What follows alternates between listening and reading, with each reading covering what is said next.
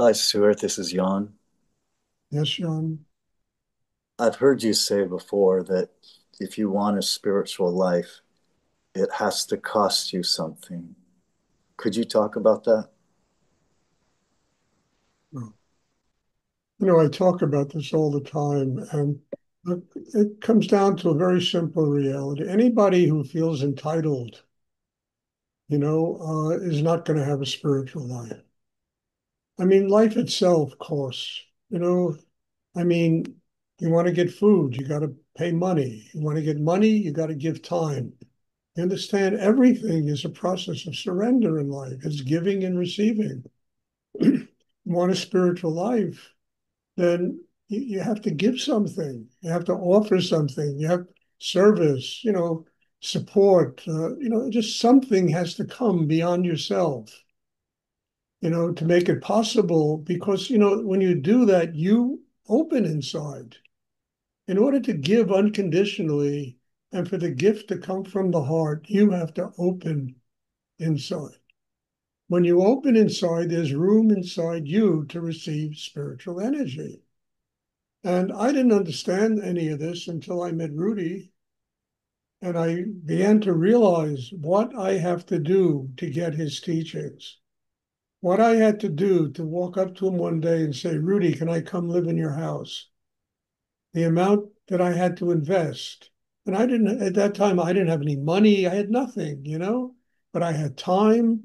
I went, I did things. I would, whatever I could do, I was willing to do. And because, first of all, I was saying thank you to this human being who cared enough about me to not only give me my life, but to set me on a path to have a spiritual life. It came out of gratitude. And if you really tap that kind of level in yourself, understand? It's going to cost you. You're going to have to give. You're going to have to give unconditionally. I run ashrams, and when I ran that ashram in Denton, Texas, you can imagine how people used to work. It was a real boot camp, that place. People would work 8, 10 hours a day. We built houses, we built restaurants, and everybody invested time and energy in doing that.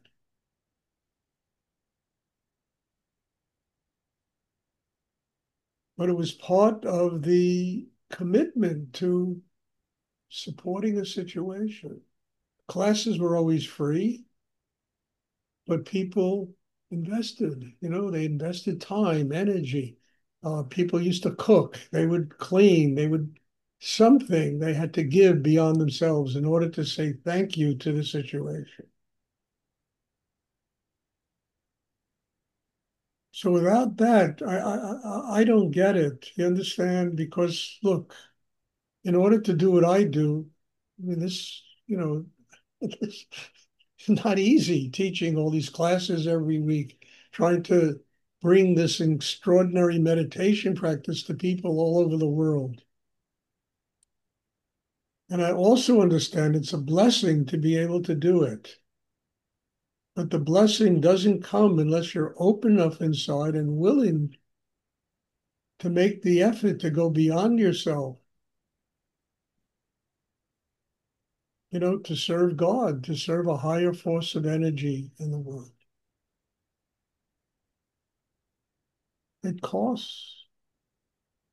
I used to see what it cost Rudy to run his situation. Sometimes it broke my heart. I used to see what it cost him in order to connect with Swami Muktananda. It was unbelievable what he went through. I never saw anything. And I asked him one day, he said, Stuart, he has made it possible for me to have a spiritual life. I'm not here to judge him. I'm not here. Anything that I have to do in order to receive his Shakti, I will do. Extraordinary. And I'm talking about Rudy, who is perhaps one of the most extraordinary teachers I've ever come across in my lifetime, said this about his guru.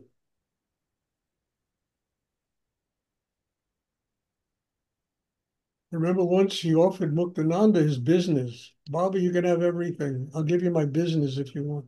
All I want is my connection with God in return. I mean, it brought tears to my eyes, you know?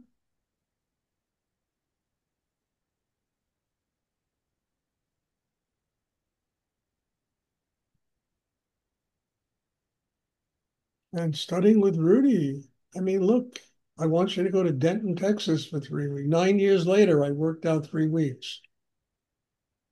Probably one of the last places in the world I wanted to go in my life, to live in Denton, Texas. It took me 9 years to work it out.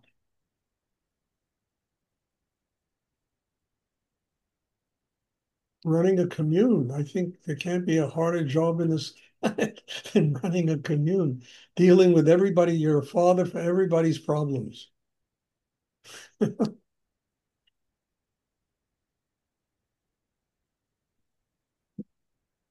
So what I'm saying is entitlement doesn't bring about spiritual enlightenment. Going beyond yourself, opening up in greater depth. You know, it's like Rudy whispered in my ear, a guru is the servant of God and a servant of his students. I mean, there was a teacher sitting there talking about how you have to worship the guru in order to get your spiritual enlightenment. And I remember Rudy whispered in my ear. I was sitting there right in front of him, and he said, "A guru, a guru serves God, and a guru serves the highest level you can attain is a level of service. You serve God, and you serve the people in your life. It has to do with your students, your family, your businesses, or friends, you know." And in order to do that, it has to cost you something. You have to surrender in very great depth inside in order to get to a place like that. That kind of humility.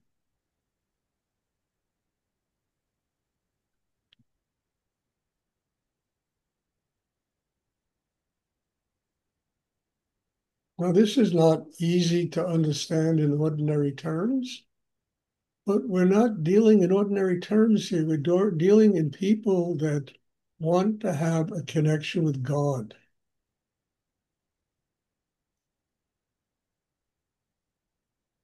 Probably the single most difficult thing to do on the planet Earth.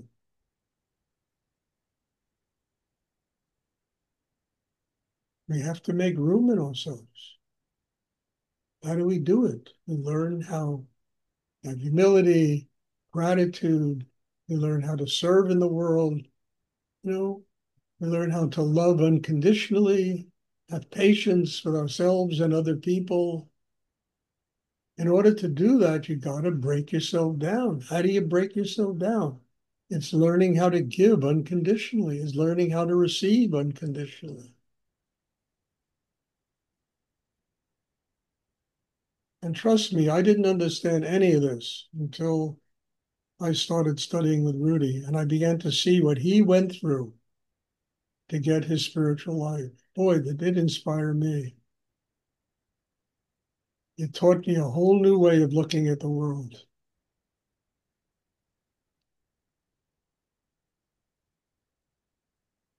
The world was no longer about me, it was about service to a higher force of energy in the universe. And what I had to do in order to open up enough to be able to receive that energy.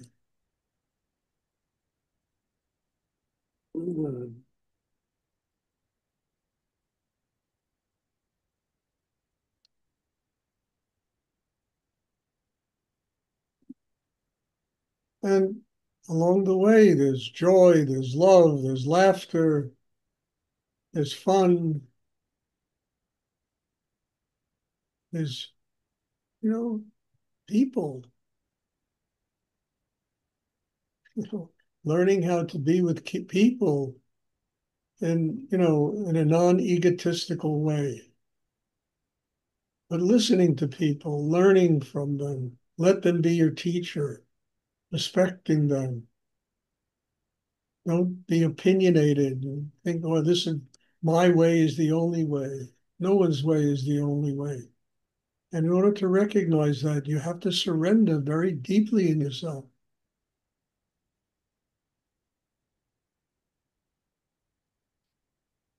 Of course.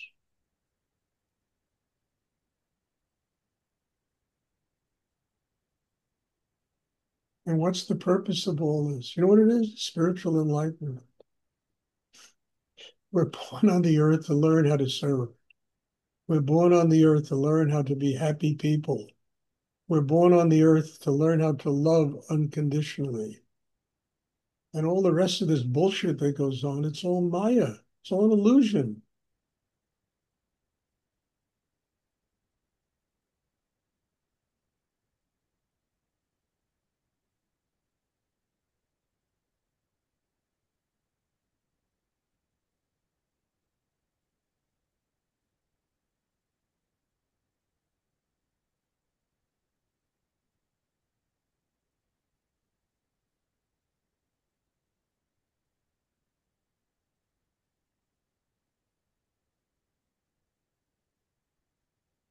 Does anyone else have a question?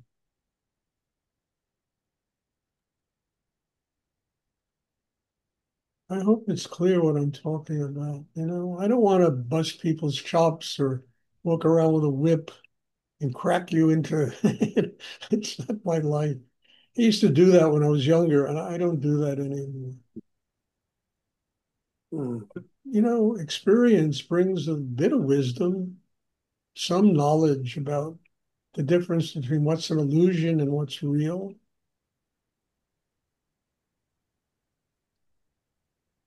Stuart, I have another question. Yes, This is Jan.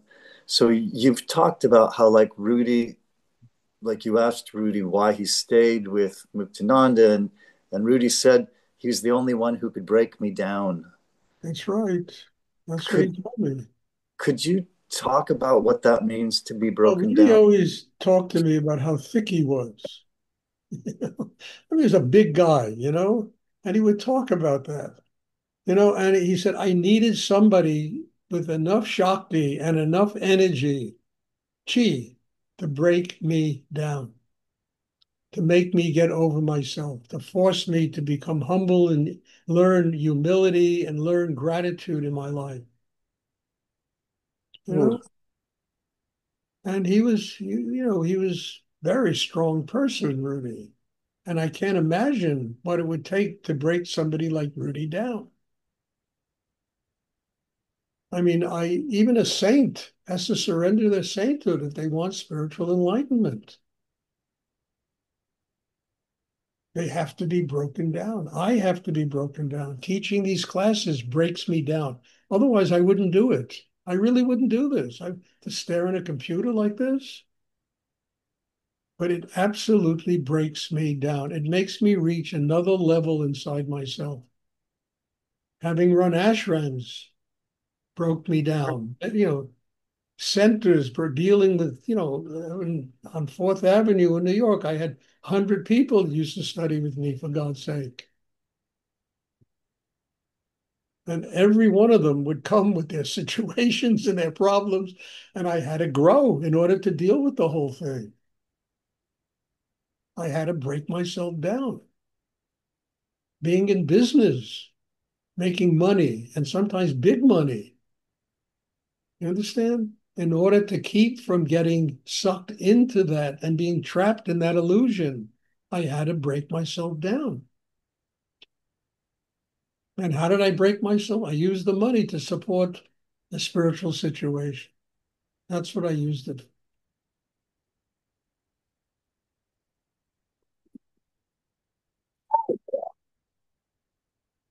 And that, when Rudy told me that, because I saw what used to go on, I was with them, and man, it was something it really pissed me off when I was younger. And I asked him that. I said, why do you take this? He said, Stuart, he's the only person I've ever met who can break me down, can force me to surrender in such depth. And he did those things to me. Buy that building. I mean, I was broke. Buy that building. I said, well, Rudy, well, anyone can do it with money. In order to buy that building, I really had to break myself down. I had to go to a much higher place in myself to get the energy and the wisdom and the knowledge of how to do something I had resisted all my life. I had to break myself down. Running that ashram, that center in New York City, used to cost me $15,000, maybe more a month to run an ashram. Probably the only spiritual teacher in the history of the world that had to pay to run his own ashram. I mean, I did it. It was breaking me down, forcing me to grow.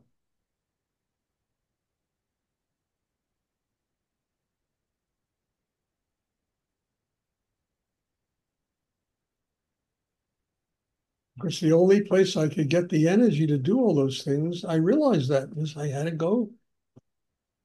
I had to go to God, to a higher force of energy in the universe to do those things.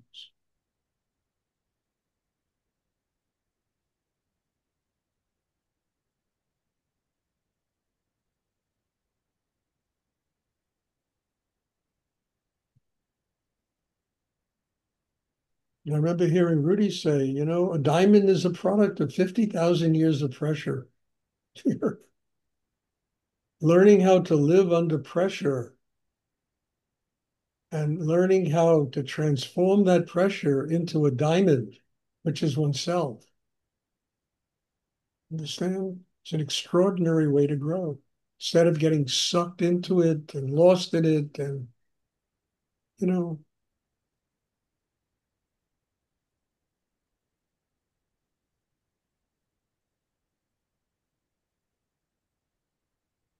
and I'll never forget Rudy told me that he said the thing that keeps him going, I'll never forget this. He said he'll never forget ever seeing Swami Nityananda go to sleep at night on a potato sack. I'll never forget that. He told me this. He said, that inspired Stuart, someday I want to be that simple in life. In order to get to be that simple, I got to work through all this stuff. My karma.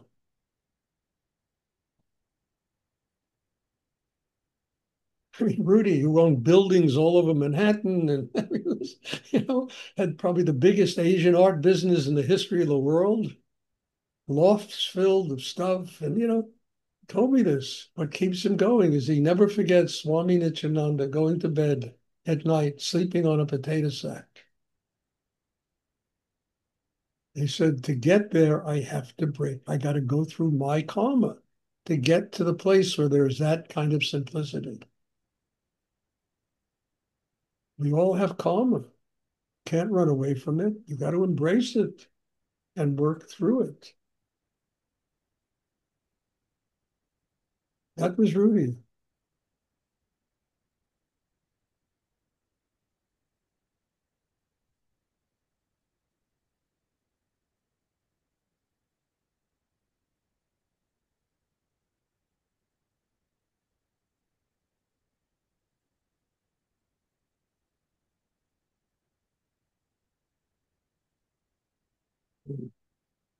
And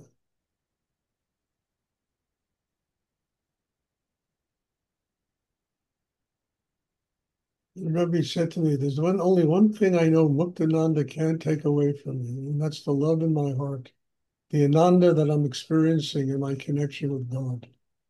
And that's all he wanted. All the rest of it was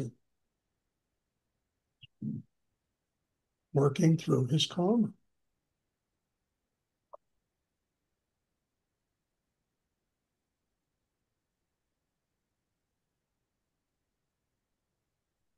Does anyone else have a question? There we go. Thank you, Stuart. You're welcome. Thanks. I'm not trying to make life harder for any of you. It's hard enough. You don't have to make life harder for anybody. There's nobody that has an easy life. But it's learning how to use whatever takes place in your life as a reason to grow spiritually, to simplify your life, to get closer to God.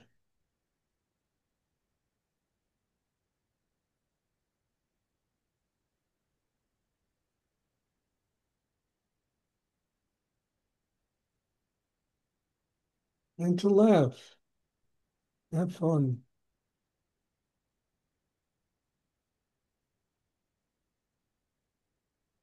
Does anyone else have a question? Would like to?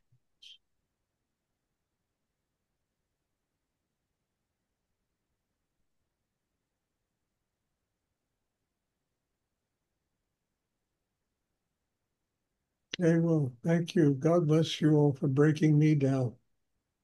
I mean it. Hey, it's just wonderful to be able to be here doing this, sharing my life with all of you, breaking myself down to try to reach the highest level that I can possibly offer to you all at this point of my life. So God bless you all. Thank you. Bless you too. Thank you. Class on Sunday, and I'm looking forward to seeing everybody. Thank you. That's Thank you, Stuart. Thank you. Beautiful. Thank you.